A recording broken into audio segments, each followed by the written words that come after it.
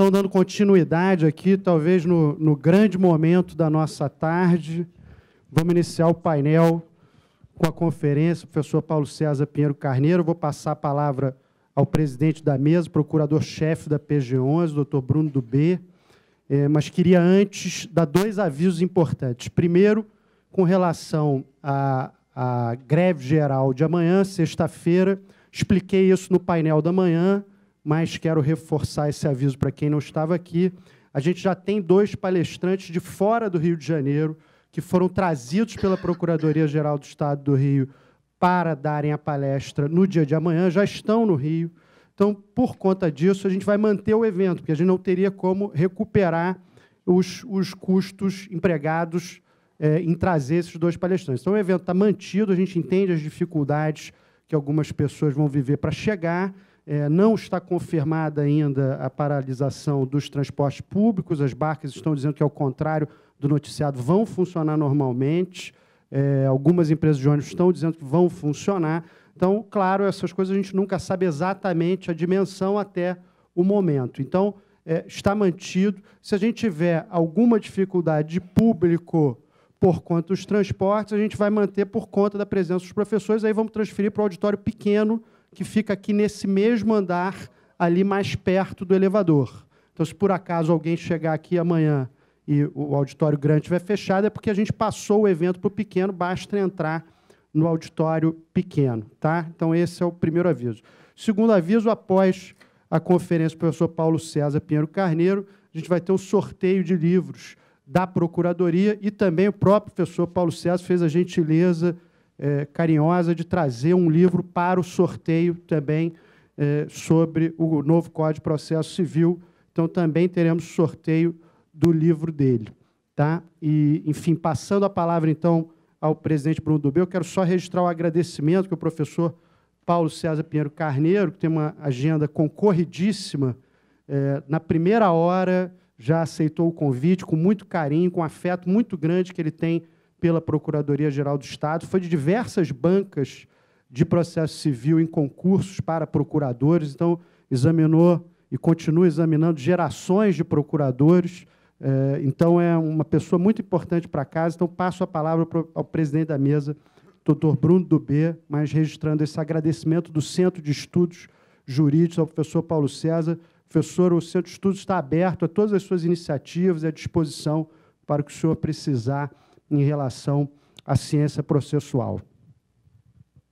Obrigado, meu amigo Anderson Schreiber, agradecendo o convite, parabenizando também a organização do evento, na pessoa do meu amigo Guilherme Socal, belíssimo evento, que encerra o dia de hoje com essa conferência importantíssima do professor Paulo César Pinheiro Carneiro, habitué da casa, como o Anderson falou, examinador de todos nós, mestre e professor de todos nós, que nos honra muito com a presença.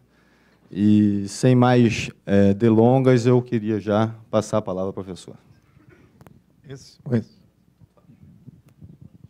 está funcionando. Alô? Já está ligado. Bom, primeiro de tudo, eu quero agradecer e dizer que realmente é verdade, eu me sinto à vontade aqui na Procuradoria. Eu iniciei a minha carreira, eu sempre lembro isso, no primeiro ano de Direito, trabalhando com procuradores do Estado. Primeiro numa autarquia e depois aqui na Procuradoria-Geral. Toda a minha formação veio da Procuradoria do Estado, com procuradores, trabalhei com procuradores realmente antigos, Edson Brasil, Luiz Carlos Guimarães Castro, Paulo Barros de Araújo Lima, depois com Zé Carlos, Barbosa Moreira, Eduardo Celso Fagundes, Sérgio Ferraz, enfim, Rocha Lagoa, uma turma realmente primeiríssima, em que eu pude realmente ter essa formação que foi importantíssima para mim. Então, eu realmente, eu digo, tanto o Ministério Público, que depois eu vinha ingressar na carreira, quanto a Procuradoria do Estado, eu fico feliz em estar aqui, fico à vontade e sempre agradeço, eu que tenho que agradecer o convite e a honra de poder estar aqui, podendo falar para todos. Eu disse uma certa vez à minha secretária, Eu quero primeiro, desculpe, eu esqueci de agradecer as palavras do Anderson, que realmente são palavras de amigo, enfim, de longa data. Eu fico muito feliz hoje, né, em ver, enfim, alunos de ontem, jovens de ontem, hoje, professor titular, recém, todos sabem, de Direito Civil, lá na Universidade do Estado do Rio de Janeiro, professor catedrático, que é uma felicidade para nós todos, né, que vimos essa carreira tão maravilhosa. Agradeço aqui ao Bruno B. Na outra, você também estava aqui, presente, o Guilherme também, ex-aluno, esteve lá no escritório, enfim, eu agradeço, pessoas aqui, amigas também que aqui estão, e eu já até me esqueci o que eu ia começar falando. Da minha secretária. Porque a minha secretária, às vezes, ela fica um pouco aborrecida, porque eu já dei, sobre esse tema, princípios do novo Código de Processo Civil, acho que eu já dei umas 20 conferências sobre princípios, mas cada uma é diferente da outra, porque até senão não tem graça, né? E aí ontem eu resolvi mudar tudo, Aí mudei, eu disse, eu vou falar sobre os princípios vinculados agora à Procuradoria do Estado, da Fazenda Pública. Vai ser os princípios dirigidos à atuação do advogado público. Aí eu refiz tudo aquilo, e eu tenho a mania de anotar, gravar e mando por e-mail para a minha secretária para ela degravar. Ela disse, eu vou ter que degravar outra aula. Aí eu disse para ela, olha, eu vou gravar essa aula aqui, eu disse para ela, mas vai ser gravada, né? Então depois manda. Eu disse, vou gravar, você não vai precisar, eu te digo, conferência 1, 2 e 3. Então, essa, hoje, e é nova, não tão nova, mas algumas novidades, e o Marco Antônio, que acabou de falar aqui, trouxe assuntos muito importantes que também fazem parte. E vai ser bom até para, eventualmente, um contraponto, a gente poder discutir depois, não sei se teremos tempo, mas quando nós falamos em princípios do processo, normas fundamentais, todo mundo pensa, poxa, mas que coisa chata, né? Chato eu não digo, devido processo legal, juiz natural, estamos cansados de ouvir esse assunto, né? Vamos tentar dar uma aula ou falar alguma coisa de princípios que possa trazer algum interesse mais prático, que não simples conferência e aula, etc. Então, eu procurei justamente delimitar alternativas e temas que pudessem se relacionar com a atividade da Fazenda e outras importantes também.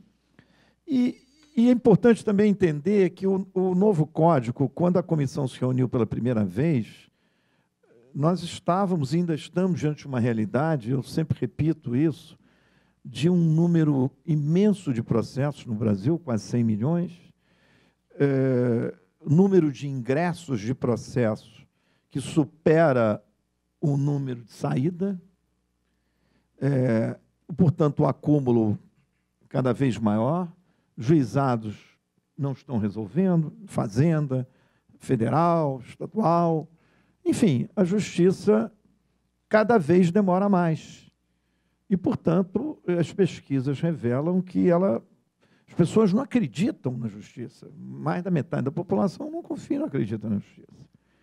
E hoje nós queremos um processo rápido, mas um processo sério, observados os contraditórios, devido ao processo legal e assim por diante. Então, você tem um grande desafio, quer dizer, aquilo que existia no passado, segurança absoluta do acerto da decisão e rapidez, é um pouco um falso problema hoje, porque a nossa realidade mostra que nós temos que criar mecanismos para que o processo tenha uma duração razoável, como está aí em todos os tratados, convenções, código de processo, etc. Então, nós temos que criar mecanismos que possam levar ao alcance desta finalidade. Então, nós nos reunimos e dissemos o seguinte, não, vamos procurar trabalhar em institutos, melhorar outros tantos, vão tentar diminuir o número de recursos, conseguimos alguma coisa, mas não tanto, para que a gente possa ter um processo com uma duração razoável, que a gente possa ter uma diminuição do número de processos e um ingresso que seja menor do que o número de saídas, né, de sentenças. Esta foi a ideia, quer dizer, nós temos que trabalhar em torno disso. já existiam mecanismos de precedente, que aqui foi falado, nós também vamos falar um pouco. Já existia a possibilidade de conciliação e mediação. E, enfim, nós precisamos saber o que mudou nisto. Então, o novo Código ele traz nos 12 primeiros artigos, logo no livro primeiro, aquilo que ele chamou de normas fundamentais, que são normas que procuram adotar aqueles princípios constitucionais do processo. Isonomia, né, cooperação, duração razoável, instrumentalidade e assim por diante. Então, vamos examinar algumas dessas propostas e vamos ver se o legislador do novo Código de Processo Civil conseguiu ser um pouco fiel e coerente. Não é que não basta, no livro primeiro, dizer, olha, norma fundamental é a cooperação, norma fundamental é a duração razoável, norma fundamental é a conciliação, equivalentes jurisdicionais, e no curso do Código, não tem absolutamente nada sobre isso. Pelo contrário, aquela ideia é totalmente desmentida, porque o Código não traz institutos que possam permitir o alcance deste escopo, deste objetivo. Então, nós vamos começar aqui ordenando isto pelos artigos 4º e 3º do novo Código de Processo Civil.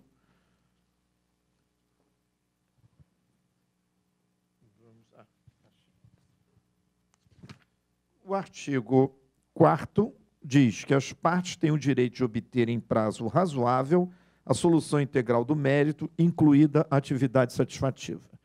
E o artigo 5º, não é o 5º, é o artigo 2º. O artigo 2º diz a conciliação e a mediação e outros métodos de solução consensual de conflitos deverão ser estimulados por juízes, advogados, defensores públicos, membros do Ministério Público, inclusive no curso do processo judicial. Mas também, a conciliação e a mediação, elas foram colocadas como um princípio a ser buscado pelo novo Código. E por que isto? Porque a justiça tradicional nossa, contenciosa, além de não estar resolvendo, ela não leva à pacificação.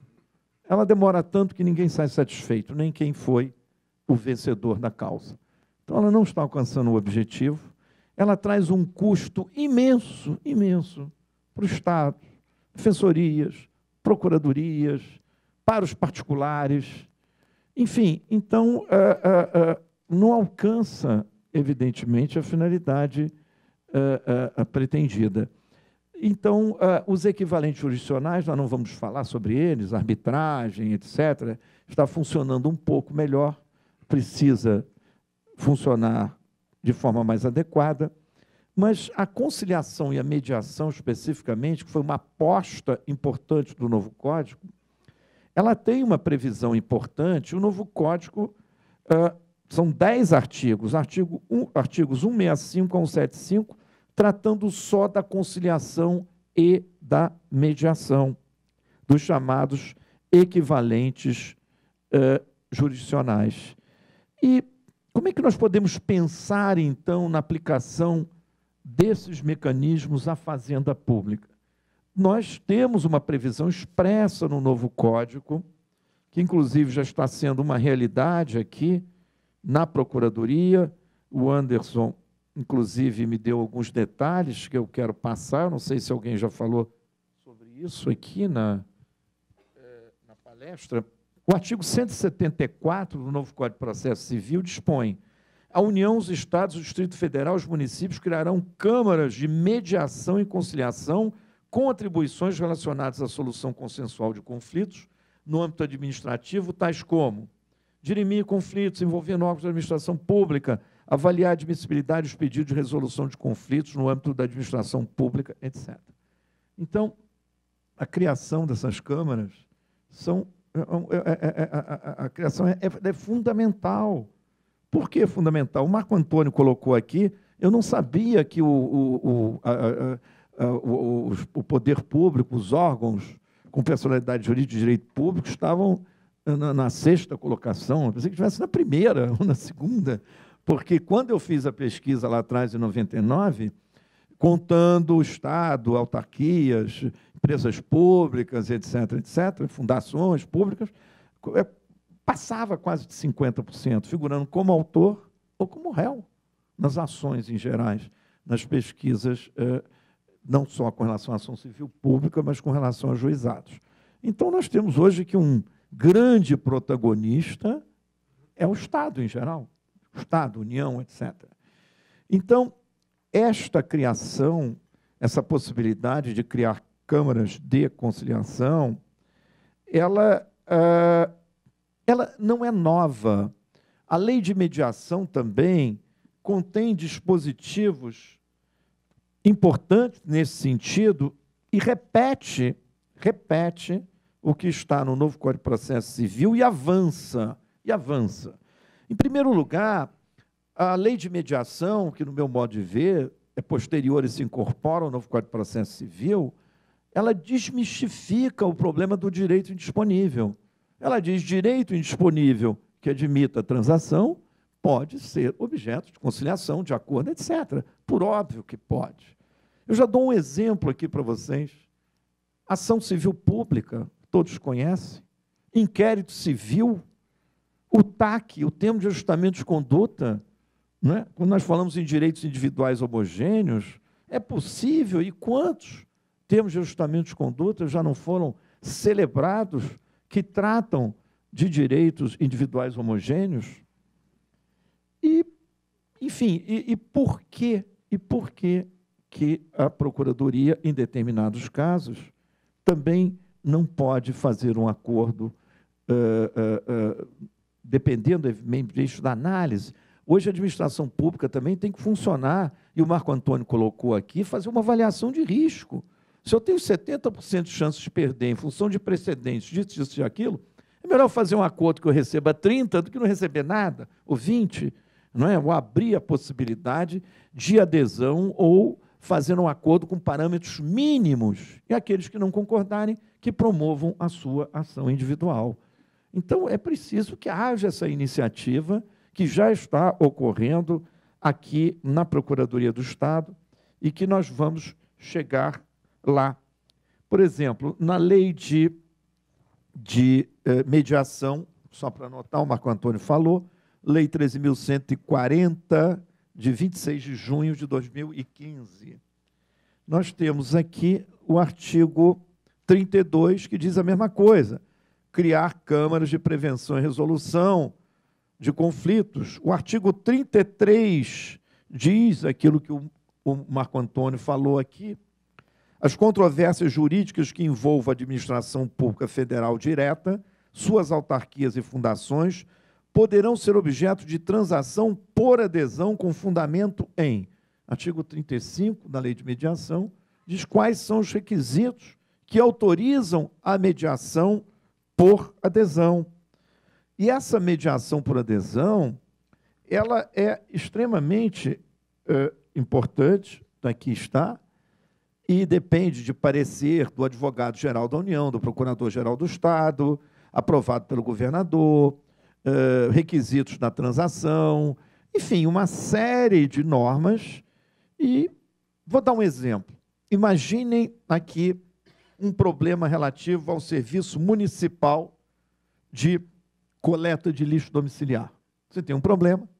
Em face disso, inúmeras ações contra o município, no caso, e o município resolve estabelecer um TAC, ou não estabelecer um TAC, porque a lei de mediação permite que o Estado possa, de ofício, instaurar um procedimento de negociação prévia, preventiva, e nada impede que ele crie, seja através de um TAC, nós estamos falando num plano judicial, que é a vantagem do TAC, mesmo extrajudicial, o TAC, não sei se vocês sabem, um termo de ajustamento de conduta, né, que é um acordo, entre aspas, que se faz na ação civil pública para alcançar todas aquelas partes que poderiam ser beneficiadas por aquela decisão. Imaginem este exemplo aqui, não é uma coleta de lixo feito pela prefeitura, que não está funcionando, causando prejuízos, problemas para centenas de milhares de moradores, e tem uma ação civil pública, ou não tem uma ação civil pública, tem inúmeras ações individuais já pipocando por aí, outras tantas virão, e etc. Então, a Procuradoria pode, enfim, o Estado pode, através da Procuradoria, fazer o quê? Baixar uma resolução normativa ou negociar um acordo num termo de ajustamento de conduta em que ela possa fixar o quê? Ela pode fixar a possibilidade de compensação em contas futuras, né? Ela pode liberar, ela pode, inclusive, permitir que pessoas de determinada região fiquem alguns meses sem pagar, para ter a compensação. E aí isso é um incentivo para que a pessoa possa aderir, isso é interessante, àquela proposta. E no momento em que existe essa adesão, ela renuncia ao direito de promover a ação e assim por diante. E isto, evidentemente, que quando se faz um acordo desta natureza, seja através do TAC, não é porque é um direito individual homogêneo, cada um teve o seu prejuízo, mas se cada um for liquidar o seu prejuízo, também não adianta. São milhares de ações de liquidação. Então, é muito importante, eu sinto que isso falta muito, eu já sustento isso há séculos no Ministério Público, em palestras, tem que bolar um TAC que tenha um resultado prático. Não adianta resolver um problema para todo mundo entrar com a ação depois. E aí vamos fixar parâmetros mínimos. Quem está nessa situação recebe de dano moral até tanto. Você fixa parâmetros mínimos. Aqueles que não quiserem aderir, promovam a ação individual. Já vai criar um problema, vai ter que promover a ação individual. Vai demorar anos. E ele pode aderir e resolver o problema dele ali. É evidente que a Procuradoria vai fazer um acordo que seja equilibrado, evidentemente, até porque poderá ficar sujeita ao controle judicial. E isto tem um ganho imenso, principalmente, eu não estou falando em ação individual. A ação individual é uma negociação muito boa, mas estou falando nestes conflitos que a administração pública participa. Problema relativo também a tributo. Aquela discussão, não pode ter ação, nós vamos chegar lá, civil pública, que trate tributos, mas pode ter incidente de resolução de demandas repetitivas. Inclusive, já temos precedentes aqui, que depois eu vou trazer os precedentes. Então, por que não, em determinadas situações, fazer um tipo de acordo? Existe também um mecanismo muito interessante, que está no artigo 46 da Lei de Mediação, que diz: a mediação pode ser feita pela internet ou por outro meio de comunicação que permita a transação à distância, desde que as partes estejam de acordo. Ora, são aqui acordos pela internet através de plataformas. E o Tribunal de Justiça já está trabalhando nisso, acordos através de plataformas com empresas. Países, por exemplo, o que ocorre hoje? Eu, quando quero comprar um presente de Natal, eu quero ir à loja, a loja não existe mais, todas as lojas fecharam. Você tem que comprar o presente pela internet, você olha o presente, é bonito, é feio, etc. Será que vai entregar? O noivo não agradeceu, vou ligar para ele, receber, recebi, não recebi. É complicado. Mas o fato é o seguinte, cada vez mais, isso é um aumento exponencial, está todo mundo... E cada vez mais vai comprar pela internet, as lojas vão fechar, muito caro.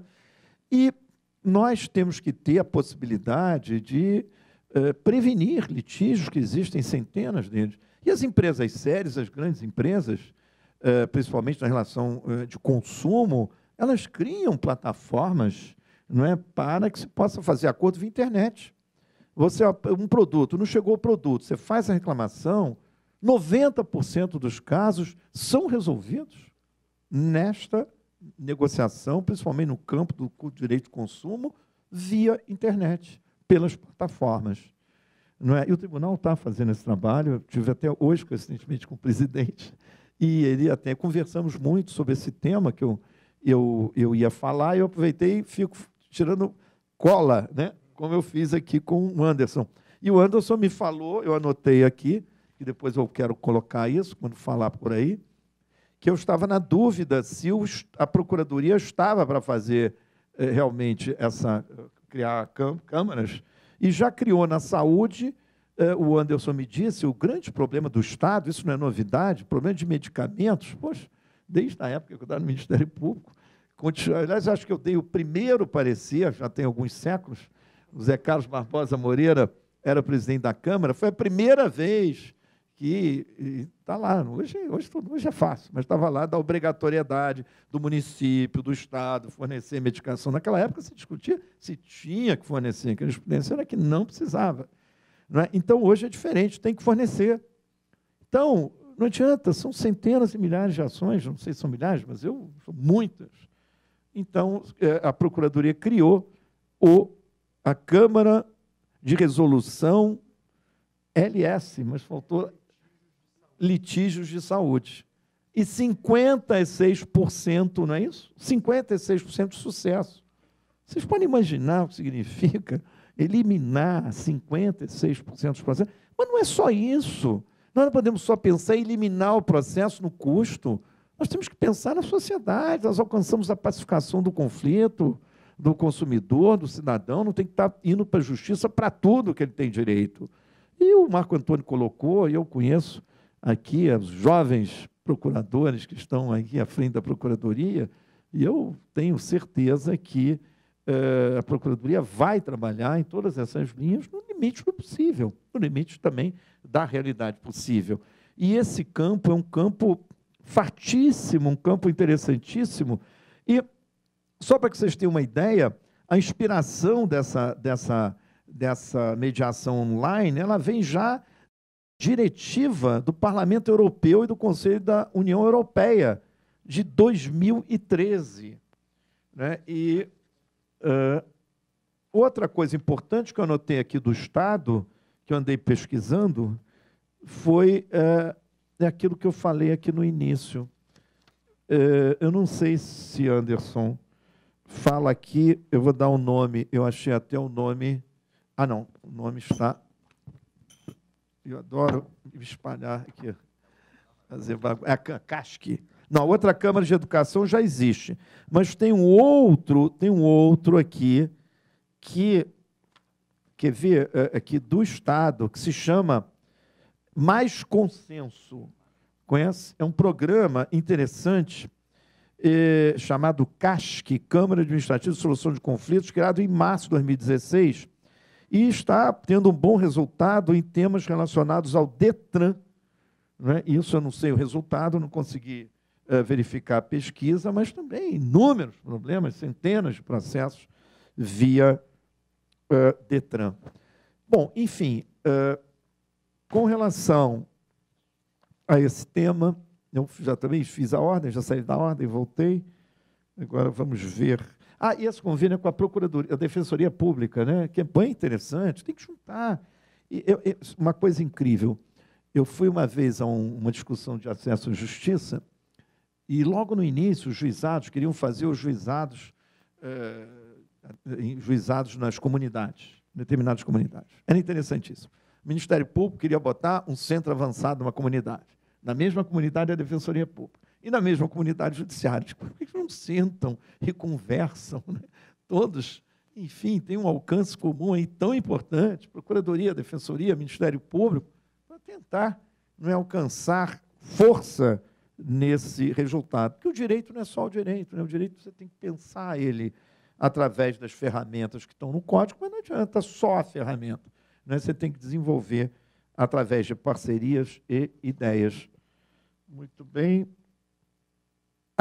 Eu estava falando aqui, problema fiscal. Problema fiscal. Vara, por exemplo, de execução fiscal. Não sei se do Estado, do município, aqui, parece que acho que 1/3 dos processos estão ali, uma coisa gigantesca. Acho que tem um juiz, não é isso? É um juiz. Foi feito para não funcionar. Não funciona, nem pode. E foi feito para isso. Quando a pessoa precisa de uma certidão, vou casar. Do casar ainda não precisa de certidão, mas vamos botar. Para casar tem que ter certidão negativa. Aí um monte de gente ia pagar a dívida ali, né? Então, não tem. Mas daí o cara quer vender o imóvel. Certidão negativa, vou ter que pagar, vou ter que resolver o problema do meu processo. Primeira coisa que ele vai ver se não está prescrito. Possivelmente está. Se não está, vai tentar. É porque não existe possibilidade. Você não tem número de procuradores, de juízes para resolver isso. Então, é lógico, aí é uma anistia, não sei, entre aspas, mas eu não sei, uma possibilidade de negociação por adesão, né, para eliminar esse grande número de processos, mediante uma tabela de, enfim, vamos liberar a multa, a correção, quer que seja. Possivelmente, talvez precise de alguma lei, alguma coisa, mas não difícil de alcançar. Mas vamos tentar resolver esse problema aqui. Temos que dar alguma solução. O que adianta ter ali? Eu tenho para receber bilhões que eu não vou receber nunca, né? Não tem como, não há condições, não tem estrutura, ou vou criar um mecanismo para receber 50%. É negócio? Lógico que é negócio. Vai prescrever. Ainda vou gastando dinheiro com acompanhamento, estagiário e assim por diante. Bom, muito bem. Botei segunda parte, porque isso foi a segunda parte do ditado. Aqui. Diminuição do número de processos que nós estamos falando aqui. E nós temos que falar nesse tema, o Marco Antônio falou também. Eu queria falar um pouco mais, vou tentar falar o que ele não falou aqui, mas sobre o problema dos precedentes. Quer dizer, a ideia do novo código da comissão foi: eu quero apostar na conciliação e na negociação, eu sei que ela não vai resolver, nenhuma delas vai resolver o problema, mas eu preciso começar a desenvolver esta mentalidade, mas eu tenho que trabalhar também com uma outra realidade. E a outra realidade é o seguinte: eu tenho 100 milhões de processos, possivelmente, estatisticamente, menos de 30%, mas próximo disso, de processos com teses repetidas. Então, eu preciso o quê? Primeiro, dar um grande impacto para diminuir essa massa. Em segundo lugar, no momento em que eu tiver eliminado essa massa através de precedentes vinculantes, eu vou impedir que novos processos sobre o mesmo tema possam entrar. E, portanto, eu vou dar mais tempo para o juiz para que ele possa, enfim, fazer com que o número de processos maior seja julgado que o de ingressos. Então, isso é matemático, né? Isso, durante algum tempo, eu vou conseguir um sistema bastante razoável. Aí, vocês dirão: não, mas todo momento os advogados, ou não sei o quê, não são culpados, são as empresas, não sei quem é, não importa, estão criando uma nova tese, a poupança, isso e aquilo, e milhares de ações. E nós também tivemos a previsão do incidente de resolução de demandas repetitivas. No incidente de resolução de demandas repetitivas, que o Marco Antônio falou, nós vamos formar o precedente logo no início do problema. Nós não vamos esperar o problema complicar, não vamos esperar que existam milhões de processos para depois tentar uma súmula no Supremo Tribunal Federal, que vai demorar 20 anos. Mesmo julgamento repetitivo no STJ, séculos.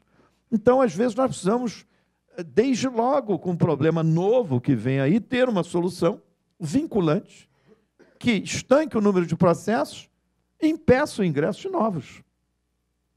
E isto, o Código trouxe todas essas ferramentas que devem ser utilizadas e bem utilizadas. Para que vocês tenham uma ideia, em um ano, nós tivemos 250 incidentes de resolução de demandas repetitivas no Brasil. Destes, 150 foram admitidos. Poxa, isso é espetacular. Acho que em 10 anos, lá a Alemanha teve 10, não sei quantos. Mas, lógico, a gente não dá para comparar. Mas o Instituto está pegando. Quer dizer, nós estamos dando de uma realidade que, não sei se exageradamente ou não, com vários defeitos, porque no incidente de resolução de demandas repetitivas, e mesmo nos recursos repetitivos, você tem que ter um sistema de comunicação, um cadastro obrigatório, etc. E esse cadastro não está funcionando bem, porque, às vezes, esse incidente trata dessa matéria. Aí, servidor público. Servidor público atrasado. Mas que atrasado? Que servidor? Não é? Quanto melhor for a informação, maior será a utilidade do Instituto, e principalmente através da informação, dos cadastros, o cadastro nacional e o cadastro no respectivo Estado. E qual é a importância disso para a Fazenda Pública? O Marco Antônio colocou aqui uma coisa interessante, que o novo Código apostou realmente na força dos precedentes. Eu tenho uma certa dúvida, e eu não quero aqui discutir se são só os recursos repetitivos que vinculam o incidente e as súmulas, porque eu vou dar um exemplo só. Nós temos um artigo aqui no Código de Processo Civil, o 332, número 4, o 332, número 4, que diz o seguinte: nas causas que dispensem a fase instrutória, o juiz, independentemente da citação do réu, julgará liminarmente improcedente o pedido. É o julgamento liminar em procedência do pedido. Número 4. Quando o pedido contrariar enunciado de súmula de Tribunal de Justiça sobre direito local. Então, se o juiz pode julgar improcedente liminarmente, e deve, se houver uma súmula editada pelo Tribunal sobre direito local, vincula também. É importante que vincule. É importante que vincule. Neste plano também, a súmula foi tomada aqui pelo órgão especial próprio para editar a súmula. Então, o novo Código, no artigo 927, eu sei que é uma discussão, não é o caso aqui, nós discutimos. Mas o que nós temos que discutir, sim, aqui, e é importante, principalmente para a Fazenda Pública, é qual é o alcance do precedente. Nós temos que enfrentar isso. Nós não podemos ficar na teoria do direito processual.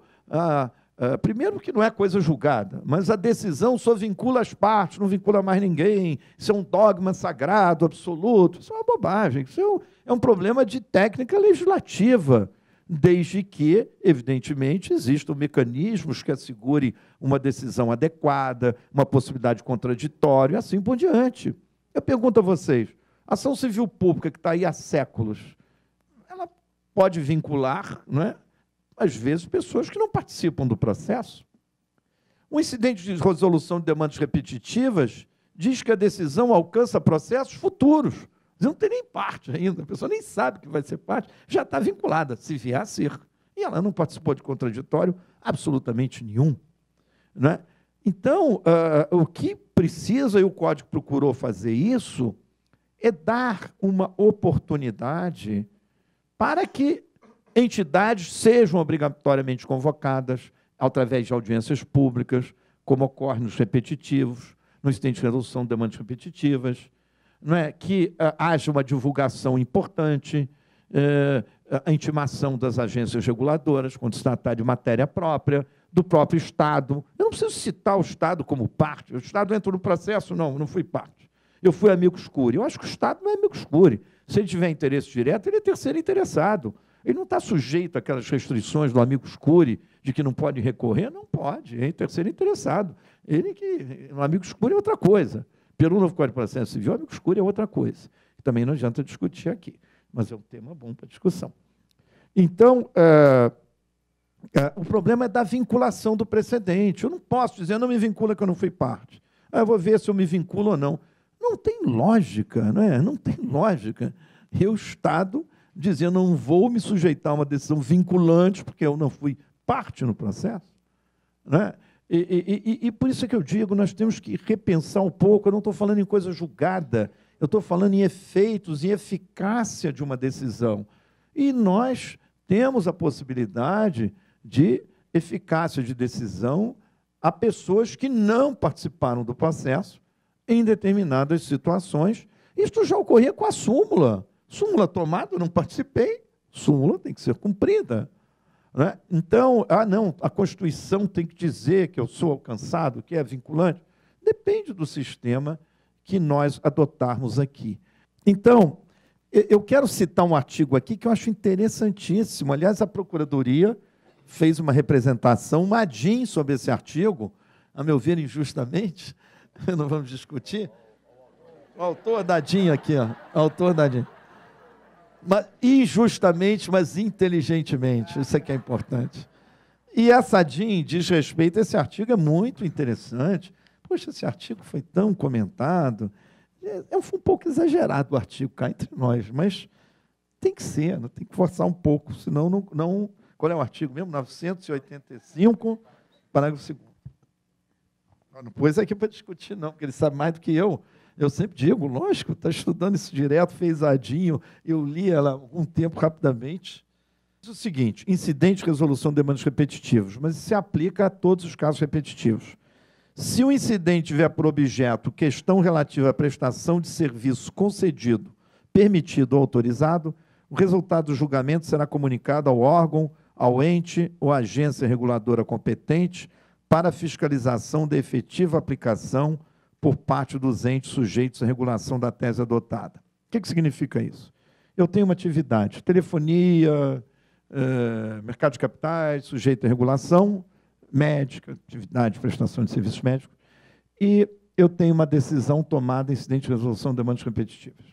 A agência reguladora, ela tem que procurar as empresas sujeitas à fiscalização dela, mesmo que não tenham sido partes no processo, para que estas empresas se adequem àquela decisão, sob pena de multa, etc, etc, etc. A dizer, não faz coisa julgada. Eu não estou discutindo coisa julgada, mas o que nós estamos discutindo é a possibilidade da extensão desses efeitos e em que grau.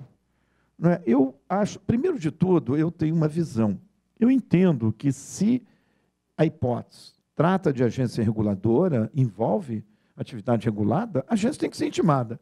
Acabou o problema. Começa por aí.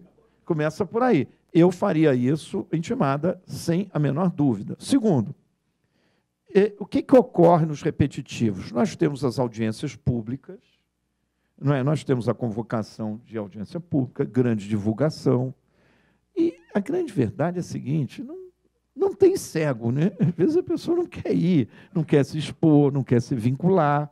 A própria administração pública, às vezes, em determinados casos, que interessam.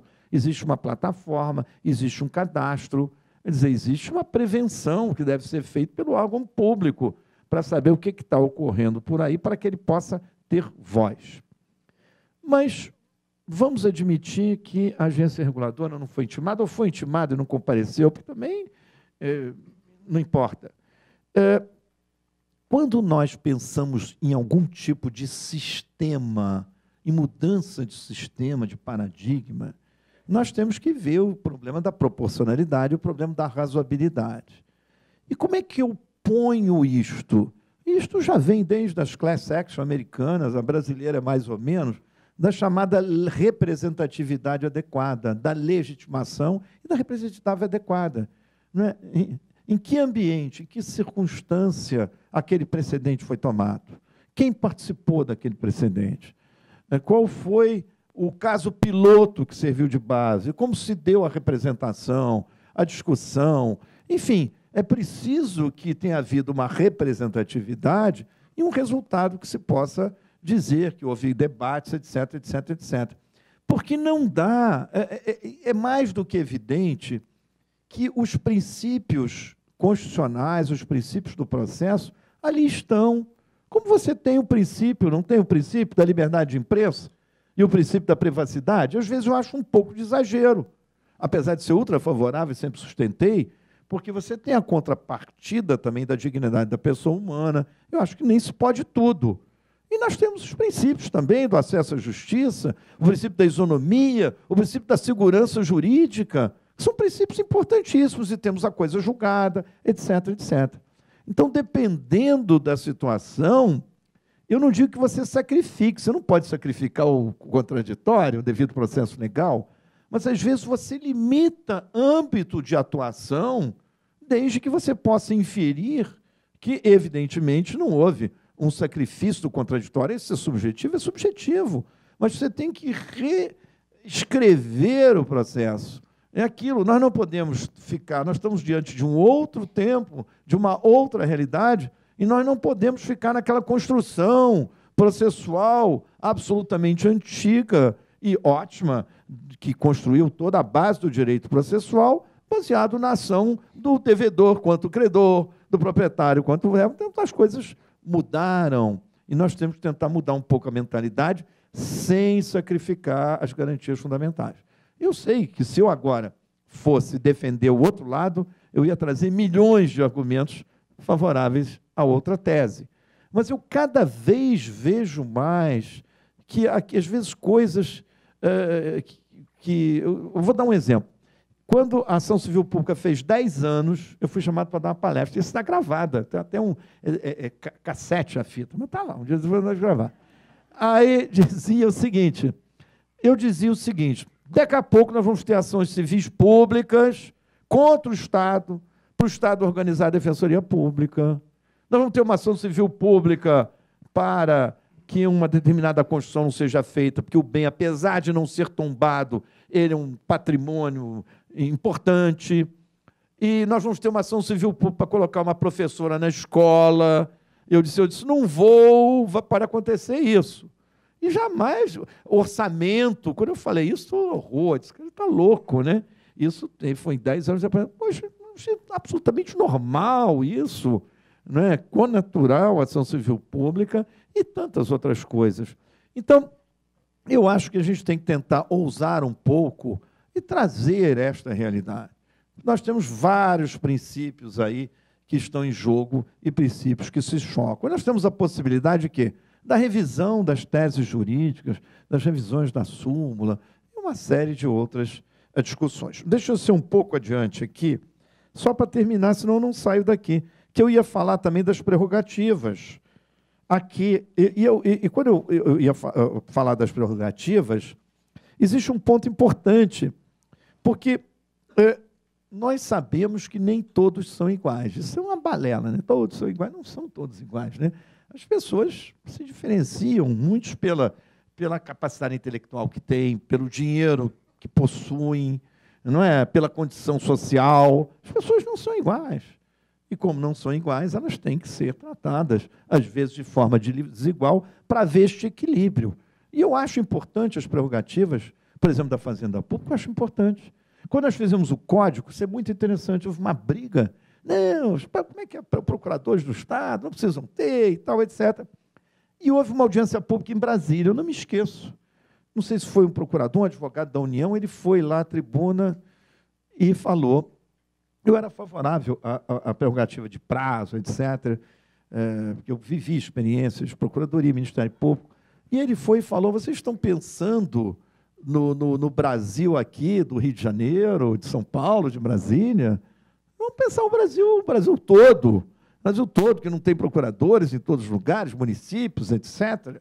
Enfim, nós temos que pensar o Brasil diferente, é preciso que haja um tempo maior. Às vezes eles contratam procuradores para que a Fazenda possa... Afinal, o que está em jogo é o erário, não é o dinheiro de todos, não é o dinheiro do Estado, né? Então, esse argumento foi fantástico. Eu não tinha dúvida, mas quem tinha, acabou. Os privilégios foram mantidos. Eu sei que tem alguns que são um pouco exagerados. Esses problemas de não pode ter liminar, não pode ter isso, não pode ter aquilo, dependendo da hipótese, né? Apesar de que, vou dar só um exemplo aqui interessante. Pode ter tutela da evidência? E aí vai aquela pergunta. Eu acho que pode, mas a tutela de evidência está ligada a quê? Está ligada ao precedente. Se ela está ligada ao precedente, o precedente tem que ser observado. É evidente que tem que caber tutela da evidência. Só nesse caso, em outros casos, é uma outra discussão. Então, nós temos prerrogativas que são prerrogativas importantes e devem ser mantidas, e outras que não dá para discutir. Isso é uma bela discussão um dia, né? Uma mesa mista, né? Quem é a favor, quem é contra? Vamos, a discussão é boa. E lembra o seguinte, o novo Código de Processo Civil, ele permitiu a flexibilização do procedimento. Isso perde um pouco. Às vezes, o prazo em dobro é muito pouco para o agente, para o órgão público. E, às vezes, uma parte. Imagine um advogado morre, um único advogado. Processo com 500 mil volumes. Complexíssimo. 15 dias úteis não dá. Eu quero 30, também não dá. Eu quero 60, 80. Isso é perfeitamente possível, porque o juiz tem que flexibilizar o processo de tal maneira que ele alcance o seu objetivo. É um jogo limpo, um jogo de futebol, não vale pênalti, gol com a mão. Então, vamos jogar um jogo bom, e o juiz tem que comandar esse jogo adequadamente.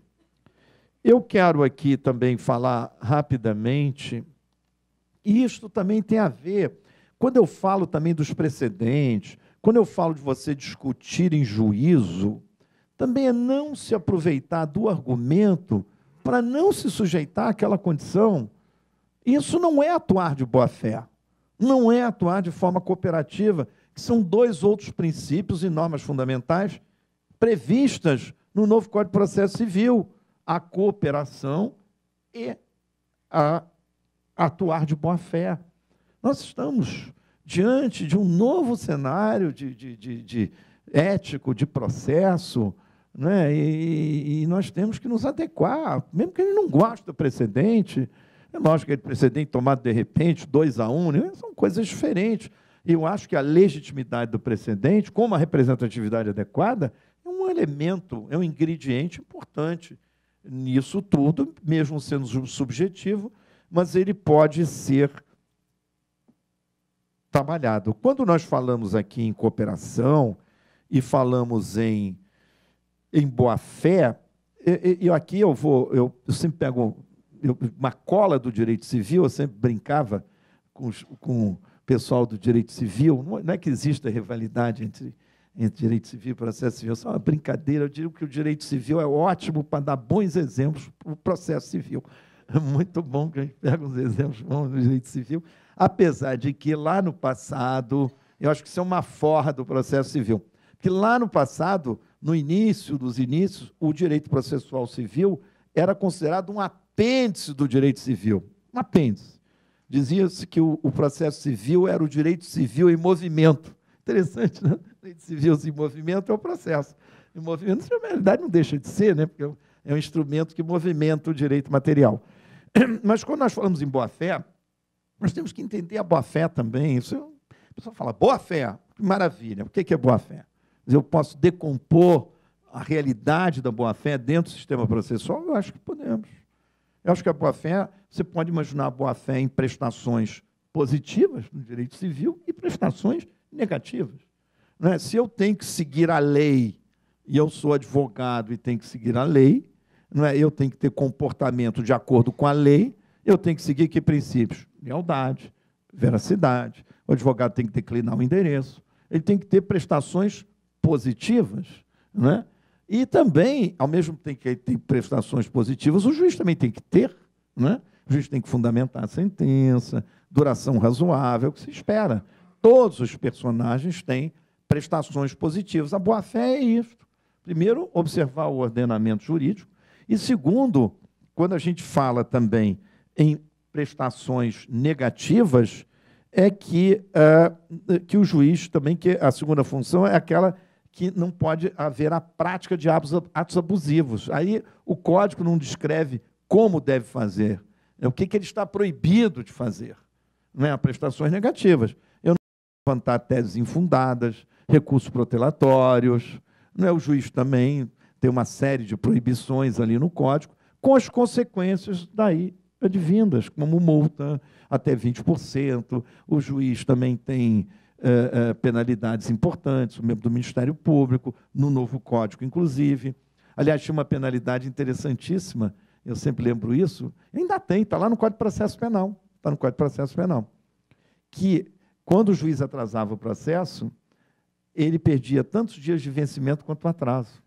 Está lá no Código, lógico que não pegou, nem podia, porque ninguém imaginava, naquele tempo, você tinha um número pequeno de processos. E lá na época de segundo período romano, existia uma norma que permitia a parte que tivesse com o processo muito atrasado se mudar para a casa do juiz. O pretor, eu achava máximo isso. O cara só bate na porta, ele, o defensor público, a família, eu vou me mudar, se eu não dá a sentença. Isso é o máximo, né? E eu não quero dar a sentença rapidinho. Bom, esse é interessante. Então, moradia. Eu termino aqui, agradeço, foi muito agradável estar aqui, e não sei, a única coisa que eu tenho são 20 para as 6, te falei um compromisso, mas eu tenho aqui algum tempinho, se a gente quiser conversar alguma coisa, eu preciso, deixa eu ver, 7 horas eu tenho que estar na Lagoa, tenho que sair do escritório. Assim, uns 10 minutinhos aqui, a gente ainda pode conversar um pouco. Pena, mas eu tenho realmente um compromisso, o Anderson até sabe, e eu gostaria de poder ficar mais, porque eu acho que o debate é mais emocionante, mas eu falei mais do que devia falar. Então, se alguém quiser conversar sobre alguma coisa que a gente possa, ainda bem que eu tenho aqui uma turma que pode me ajudar, né? Ser contra não, me ajuda. Obrigado.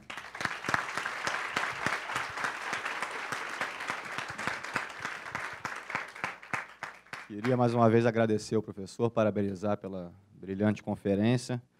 Eu tenho duas ilustrações para fazer aqui, professor, do tempo que eu vivenciei na Procuradoria. Nos meus primeiros 13 anos de Procuradoria, durante 8 anos eu ocupei a chefia da Procuradoria de Serviços Públicos, que cuida dos serviços públicos de modo geral, mas faz a defesa do Estado nas ações de responsabilidade civil. E, nesses 8 anos, a gente viveu lá situações muito traumáticas nessas ações de responsabilidade civil, sob a ótica pessoal dos administrados que foram lesados por atos de agentes públicos. Então, a gente teve aquelas manifestações de junho de 2013, a menina que ficou cega de um olho por conta de uma granada arremessada pela polícia, um fotógrafo da mesma maneira. E, nessas situações, apesar de dramáticas, eu vivi, pelo lado da Procuradoria, uma situação que, para mim, foi, não vou dizer prazerosa, mas eu gostei de ver a visão da administração pública e da Procuradoria em procurar os lesados e propor a eles acordos sem a necessidade de processo.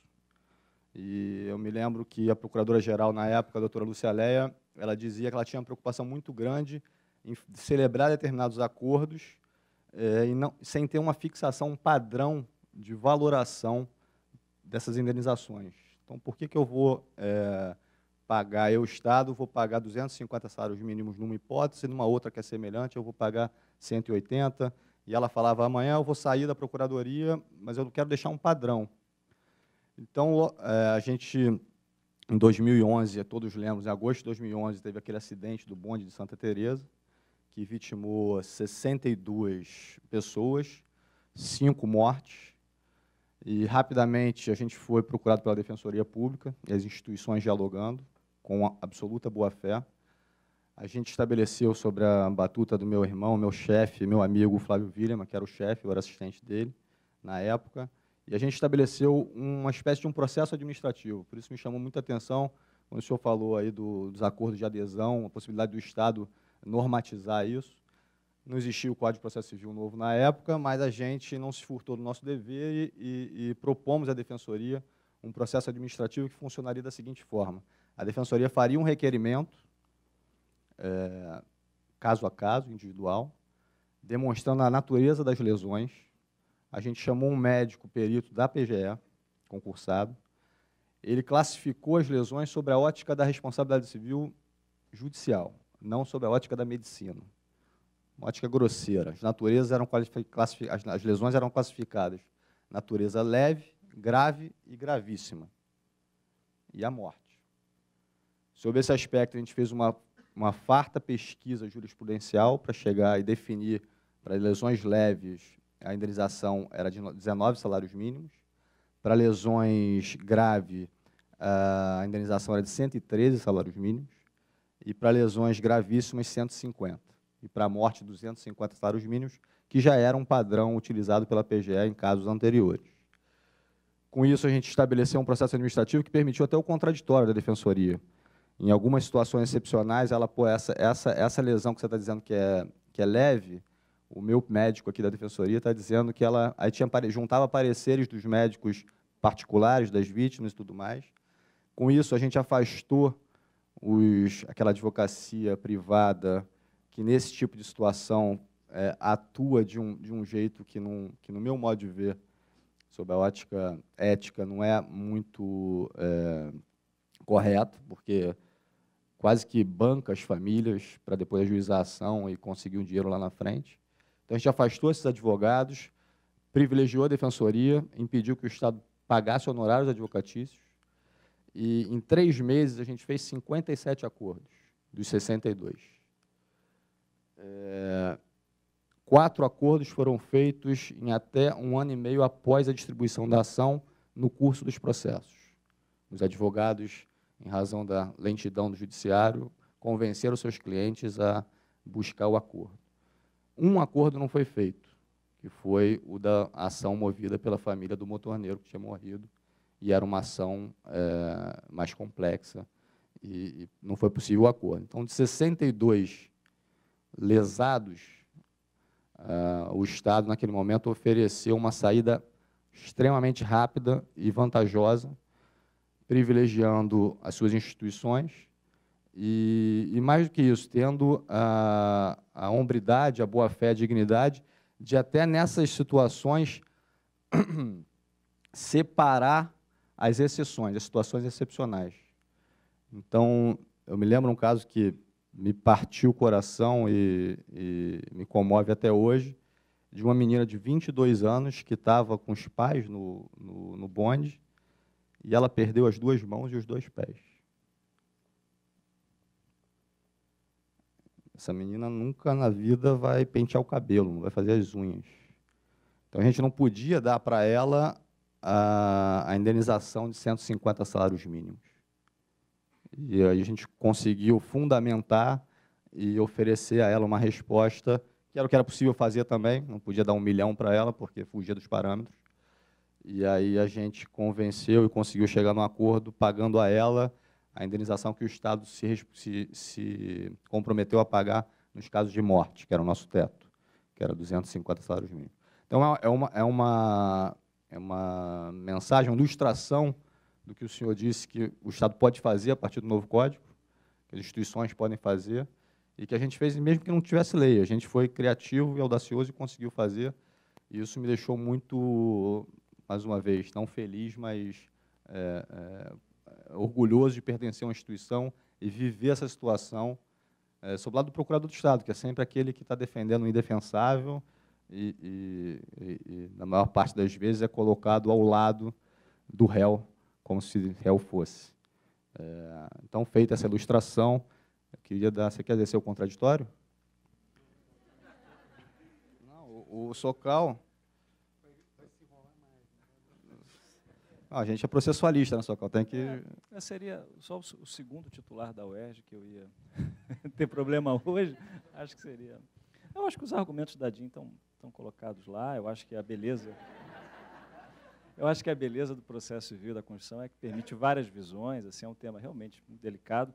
Eu sigo firme, eu acho que é um problema, a gente submeter a agência ou o ente regulador sem contraditório a uma tese fixada sobre uma regulação do serviço público, por exemplo, definindo trajetos de ônibus ou definindo frequência de barcas, sem que seja possível o ente ter participado, influenciado aquela decisão judicial.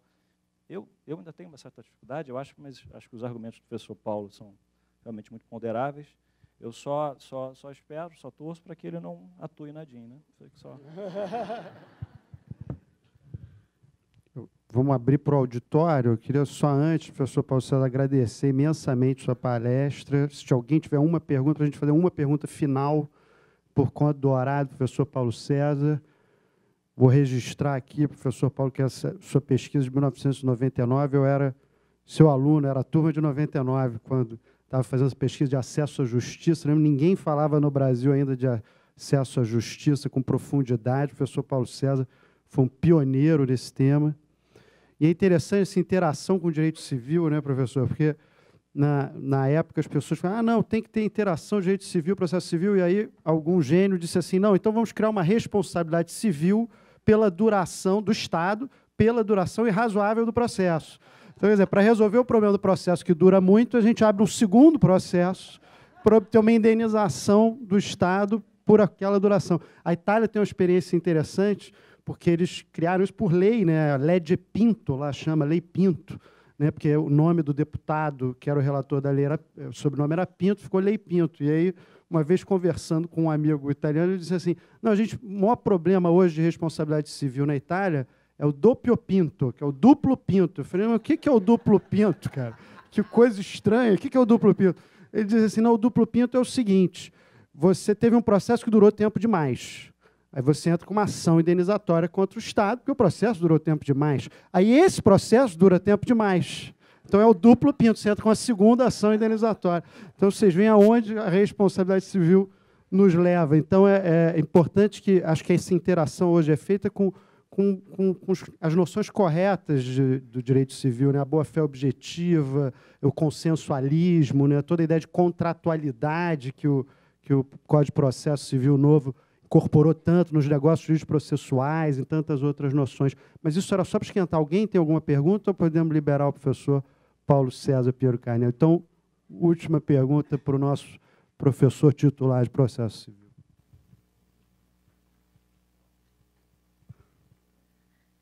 Peço licença ao professor Paulo César. Sobre demandas repetitivas e precedentes, eu tenho certos receios pelo que o Estado vive hoje na parte da saúde. Eu vejo que o judiciário ele atua sem observância de alguns critérios que a Fazenda ela coloca como parâmetro para fornecimento, por exemplo, de medicamentos. Então, a minha pergunta é se esses institutos, em vez de tornar o sistema eficiente, eles não podem tornar, na verdade, perigoso para o Estado, algo perigoso e que a gente não possa reverter futuramente. Eu acho importante porque eu acho que também nós não podemos aplicar esses institutos não foram feitos para causar problemas. E aí, eu de certa maneira, comungo do que você disse. Eu fui advogado, inclusive,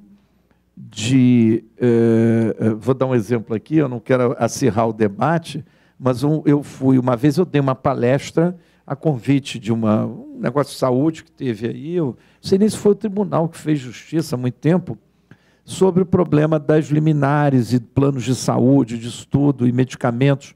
É um absurdo, quer dizer, a pessoa muitas vezes entra com uma ação, né, ela entra no plano de saúde, entra com uma ação para fazer uma cirurgia, paga uma prestação e depois nunca mais paga. Aí o processo é extinto porque perdeu o objeto, porque a cirurgia foi feita, ou o medicamento foi entregue e assim por diante. E aí nós temos diante de duas situações. Uma é uma situação que precisa ser enfrentada no caso, o juiz, né? Porque ele recebe aquele processo, a pessoa vai morrer, a pessoa está sem medicamento. Então, isso não tem a ver com o instituto, ele ali, normalmente, na dúvida, ele acaba, não, dá o remédio, depois vamos ver como fica, né? Ou defere a cirurgia, ou não, etc. E o que ocorre com o processo? O que eu sustentei naquela época, isso já tem algum tempo, muito tempo, acho que tem um evento em Angra dos Reis, já tem muito tempo, é muito bom, porque foi em Angra, mas eu me lembro disso seguinte, o processo tem que prosseguir.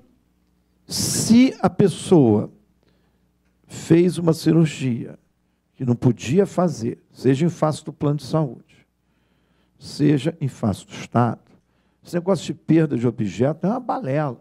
O processo é um processo de parte. O processo prossegue. E se vier a ser reconhecido que houve abuso, que não era para fornecer, existe um princípio do processo que você executa no próprio processo.